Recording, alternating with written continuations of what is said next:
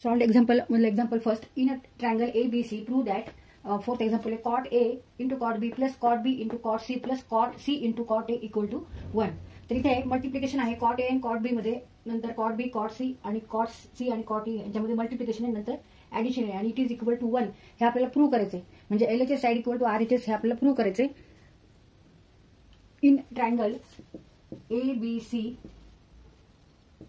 A plus B plus C equal to 180 degree equal to pi. A plus B equal to pi minus C. Therefore, A plus B equal to pi minus C. Now take tan A plus B. दोन्हीकडे tan घ्यायचे, tan pi minus C. Now tan pi minus C use here allied angles formula. Tan n pi by 2 plus minus theta equal to plus minus tan theta when n is an even integer. But tan pi minus C here n equal to 2 even number. Therefore plus minus tan C. आता हा angle कोणत्या quadrant मध्ये आहे बघायचं आणि माहिती sign ठरवायची. Pi minus C means second quadrant, and in second quadrant tan is negative, because tan means what? Sine upon cos, and sine means y coordinate upon x coordinate. On y axis there are positive numbers, means sine is positive in second quadrant, and all numbers on x axis are here negative. Therefore cos is negative in second quadrant. Positive number upon negative number equal to negative number. Therefore tan is negative in second quadrant. Take negative tan C equal to negative tan C. तर इथे tan A plus B addition जे फॉर्म्युले आहेत ते आपल्याला वापरायचे compound angle साठी. तर tan A plus B equal to tan A plus tan B divided by 1 minus tan A into tan B. tan A plus tan B divided by 1 minus tan A into tan B equal to negative tan C. आता इथे आपण cross multiplication घेऊ. Equal to tan A plus tan B equal to 1 minus tan A into tan B into negative tan C. तर इथे आपण असं cross multiplication घेतले आणि इकडे 1 धरायचं डिनॉमिनेटर.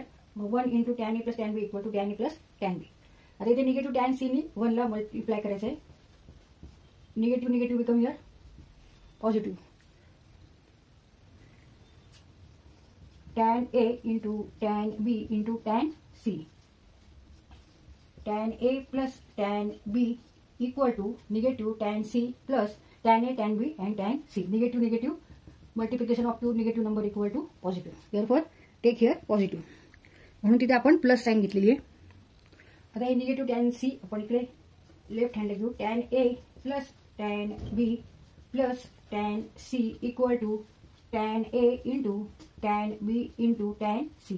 इथे मल्टिप्लिकेशन आहे tan A tan B tan C मध्ये आणि इथे ऍडिशन आहे tan A plus tan B plus tan C. Now tan means what? 1 upon cot. Now tan A means 1 upon cot A and tan B means 1 upon cot B